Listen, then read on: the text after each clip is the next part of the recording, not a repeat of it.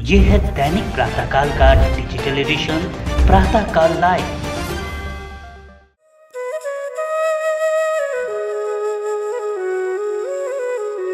इस सिद्धांत भगवान महावीर स्वामी ने दिया।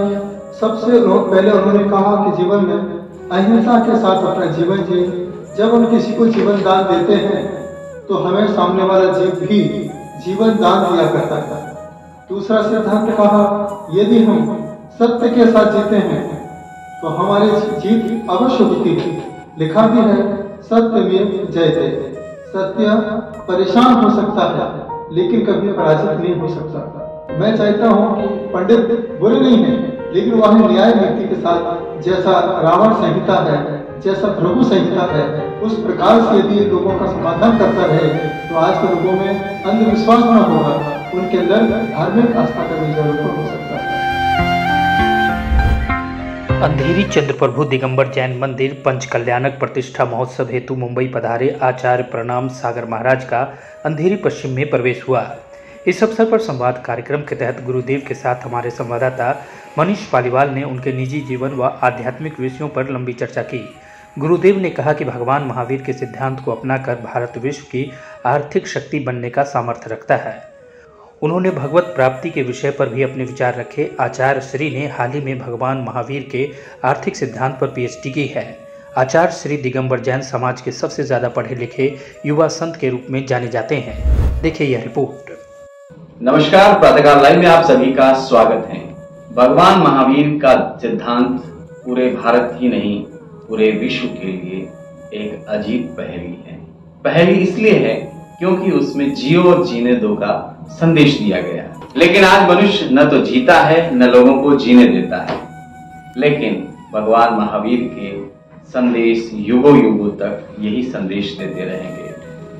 भगवान महावीर के संदेशों को आर्थिक रूप से विश्लेषित कर उस पर पीएचडी करने वाले आचार्य प्रणाम सागर जी हमारे बीच हैं, जो इन दिनों मुंबई प्रवास पर हैं। गुरुदेव का पूरा जीवन महावीर के सिद्धांतों को जन जन तक पहुंचाना और भगवत प्राप्ति कैसे हो, यही आपका उद्देश्य है।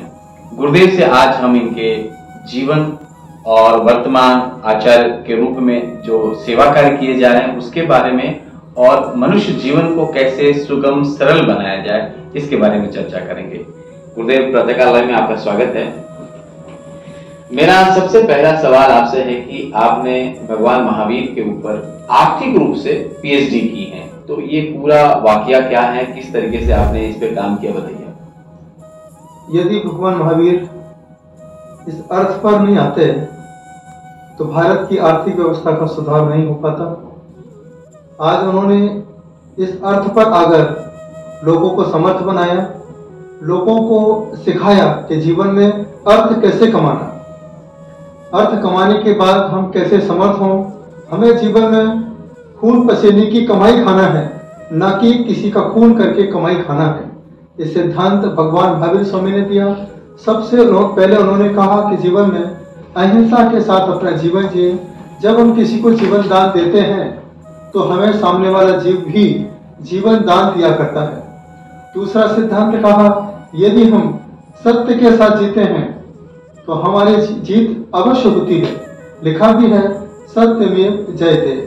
सत्य परेशान हो सकता है लेकिन कभी पराजित नहीं हो सकता। चोरी के बारे में कहा, यदि हम किसी के 1 रुपए की चोरी करते हैं तो यह चोरी भारत देश के 125 करोड़ रुपए लोगों की चोरी है।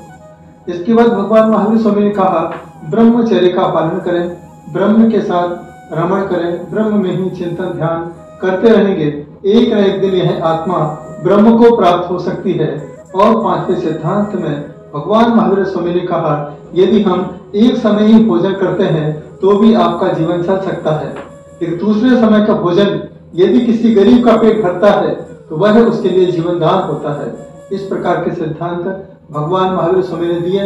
इसी सिद्धांतों को मैंने आत्मसात करके इस समय शोध कार्य किया और पीएचडी की है। यही भावना को लेकर के यदि सरकार इन 5 सिद्धांतों के साथ चलती है तो भारत देश में कभी गरीबी नहीं होगी, ना कोई गरीब होगा। हर व्यक्ति भगवान महावीर का भक्त बन के अपनी आत्मा का कल्याण कर सकता है।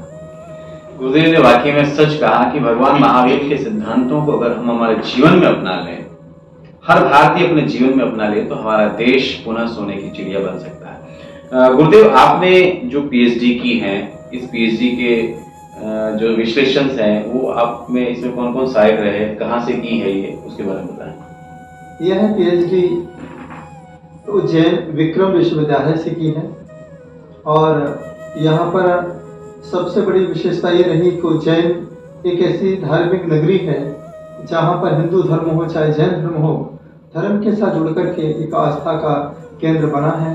वहाँ पर हमें ज्ञानचंद जी खेमेश्वरा और हमारे राजकुमार जी बाकलीवाल ने कहा कि आप एमकॉम पीएचडी पास हैं, इस समय पढ़े लिखे संतों की बहुत ज़्यादा ज़रूरत है। आज के बच्चे लॉजिक जानना चाहते हैं, उन्हें धर्म से कोई मतलब नहीं है, उन्हें लॉजिक से मतलब है। यदि आज बच्चों को लॉजिक बताया जाएगा तो बच्चों के जीवन में धर्म ही मैजिक का काम करेगा। क्या इसी भावना के साथ मैंने लॉजिक के साथ पीएचडी की है, लोगों को सफलता प्राप्त हुई है। आज वर्तमान में मैं ज्योतिष पे भी काम करता हूँ, क्योंकि आज अंधविश्वास का हर जगह परचम लहरा रहा है। आज व्यक्ति इतना घबराया हुआ है, कहते एक ग्रह खराब है, ये रत्न पहन लो। रत्नों के चक्कर में आकर के वह अपनी पूंजी तो दे देता है, लेकिन उसका जीवन रत्न के समान नहीं बन पाता है। इसी भावना को लेकर के मैंने ज्योतिष पर अध्ययन भी किया है, क्योंकि मैं जानता हूँ कि आज व्यक्ति जब कोई पंडित पत्रिका देखता है, उसे दूसरों को सुख नहीं, पहले अपना और अपने परिवार का सुख दिखता है। वह यदि 500 रुपए लेता है तो वह 500 रुपए तुम्हें सुखी बनाने के लिए नहीं, अपने परिवार को चलाने के लिए देता है।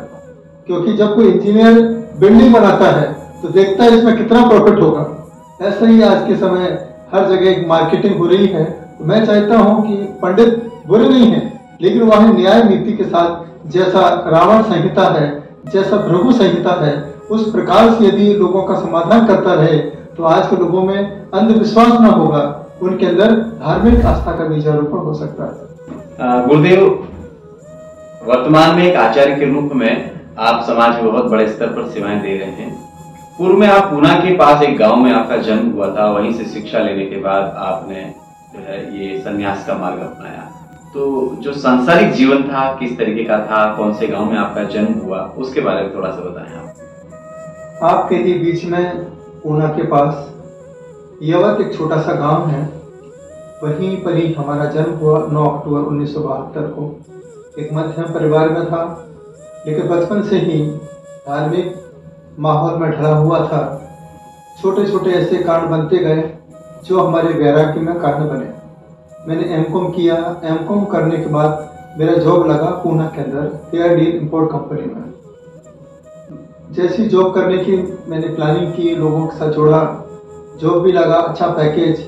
लेकिन उसी दरमियान एक लड़की हमारे जीवन में आई, मराठी थी। उसने कहा कि आप बहुत स्मार्ट हैं, हैंडसम हैं, एक काम करते हैं, आपका पैकेज भी अच्छा है और हमारा पैकेज भी अच्छा है, दोनों का पैकेज अच्छा है, चलो अपन दोनों अपने जीवन को पैक कर लेते हैं। उसी समय में थोड़ा घबराया, सहमा। मैंने कहा वो एक मराठी लड़की, एक मैं जैन लड़का। मैंने कहा मुझे सोचने का समय दो। मैं आंखें बंद करके भगवान के सामने बैठा, विचार किया, सोचा, तो मुझे आंसर मिला। मैंने कहा जिस बेटी को एक माँ बाप ने पैदा किया होगा, क्या सोचा होगा माँ बाप ने कि मेरी बेटी मेरे धर्म में शादी करे, मेरे खानदान का नाम आगे बढ़ेगा, मेरा सम्मान बढ़ेगा। जो लड़की अपने माँ बाप की नहीं हो सकती, अपने धर्म की नहीं हो सकती, वो लड़की कल मेरी कैसे हो सकती है। इतना सोचते ही मेरे अंदर वैराग्य के भाव पैदा हुए और फिर मैंने वह सरकारी प्राइवेट नौकरी नहीं की। फिर मैंने सारे चीजों को छोड़ करके इस जैन धर्म की नौकरी करने के लिए आपके बीच में बैठा हूँ। यह सिर्फ जैन धर्म की नौकरी नहीं, मेरी नौकरी जन जन को अध्यात्म के साथ जोड़ने की नौकरी है। आज वर्तमान की स्थिति में व्यक्ति धर्म के साथ गुलाम हो जाता है, लेकिन अध्यात्म के साथ ही वह परमात्मा को पा सकता है। जैसे श्री कृष्ण ने उपदेश दिया, यदा यदा ये धर्मस्य ग्लानिर्भवति भारत, जब जब धर्म की हानि होती है तब तब यह आत्मा जागृत होकर के परमात्मा के रास्ते पर बढ़ती है। तो मैंने अपने जीवन को जैसा जिया है, मैं भी आपसे कहना चाहता हूँ, आपके जीवन में जब कोई लड़की आए, आपको पसंद करे, पहले आप सोचना कि सबसे पहले मुझे लड़की ने पसंद किया या मेरे माँ बाप ने पसंद किया, मुझे सबसे पहले नौकरी ने पसंद किया या मेरे धर्म ने मुझे पसंद किया, जब यह भाव तुम्हारे अंदर पैदा हो जाएंगे उसी दिन आपको भारत की वसुंधरा, भारत माता की याद अपने आप आती रहेगी। मुझे बहुत मार्मिक कहानी आपने बताई और इस कहानी के माध्यम से आपने युवाओं को बहुत बड़ा संदेश दिया। मेरा एक अंतिम सवाल है कि भारत के जो वर्तमान शिक्षा प्रणाली है उसमें धर्म का स्थान किस तरीके का होना चाहिए? लिखा है, विद्या ददाति विनयम विनयाद्याति पात्रताम पात्रात् वधर्मनाप्नोति धनात् धर्म तथा सुखम। यदि जीवन में विद्या को प्राप्त करना है, सबसे पहले विनय होना चाहिए। जो गुरु के प्रति विनय करता है, जीवन में गुरु का आशीर्वाद उसे मिलता है। जीवन में एक बात याद रखना, विरासत में आपको अपने माता पिता की गद्दी मिल सकती है, बुद्धि नहीं मिल सकती है। बुद्धि तो गुरु के आशीर्वाद से ही मिला करती है। तो जीवन में शिक्षा ही सब कुछ नहीं है, शिक्षा के साथ साथ संस्कार होना बहुत जरूरत है। आज के समय हमें करियर बनाना तो सब चाहते हैं, लेकिन मैं चाहता हूँ करियर के साथ साथ हमें कैरेक्टर बनाने की बहुत ज्यादा जरूरत होती है। जहाँ पर करियर के साथ कैरेक्टर जुड़ जाता है, बस वही बच्चा अपने जीवन में सुखी, आनंदित और प्रसन्नचित्त हो सकता है।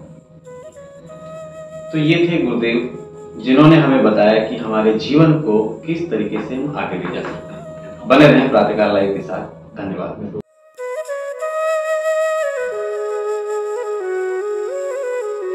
ये सिद्धांत भगवान महावीर स्वामी ने दिया। सबसे पहले उन्होंने कहा कि जीवन में अहिंसा के साथ अपना जीवन जिए। जब हम किसी को जीवन दान देते हैं तो हमें सामने वाला जीव भी जीवन दान दिया करता है। दूसरा सिद्धांत कहा, यदि हम सत्य के साथ जीते हैं तो हमारी जीत अवश्य होती है। लिखा भी है, सत्यमेव जयते।